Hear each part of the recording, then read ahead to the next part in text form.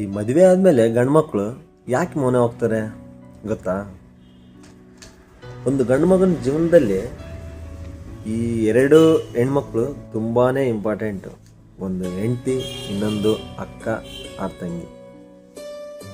ಈ ಹೆಂಡತಿ ಅನ್ನೋ ಹೆಣ್ಮಗಳು ನಮ್ಮನ್ನೇ ನಂಬ್ಕೊಂಡು ಬಂದಿರ್ತಾಳೆ. ಈ ಅಕ್ಕ ಅಥವಾ ತಂಗಿ ನಮ್ಮ ಜೊತೆಗೆ ಬೆಳೆದಿರ್ತಾಳೆ. ಆದರೆ ಅದೇನೋ ಗೊತ್ತಿಲ್ಲ, ಮದುವೆ ಆದಮೇಲೆ ನಮ್ಮ ಅಕ್ಕ ಅಥವಾ ತಂಗಿರು ಮದುವೆ ಆದಮೇಲೆ ನೀನು ಚೇಂಜ್ ಆದೆ ಅನ್ಕಂತ ಅವರೇ ಚೇಂಜ್ ಆಗಿರ್ತಾರೆ. ಆದರೆ ಅವ್ರಿಗೆ ಗೊತ್ತಿರಲ್ಲ. ಈ ಟೈಮ್ನಲ್ಲಿ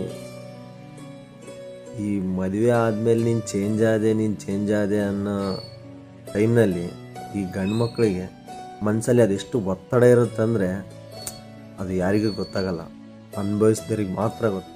ಆದರೂ ಈ ಗಂಡು ಮಕ್ಕಳು ಇವೆಲ್ಲದನ್ನೂ ಒಟ್ಟಿಗೆ ಇಟ್ಕೊಂಡು ನನ್ನ ಫ್ಯಾಮಿಲಿನ ಸಂತೋಷವಾಗಿಡ್ಬೇಕಂತ ಮೌನವಾಗಿ ಹೋರಾಡ್ತಾರೆ.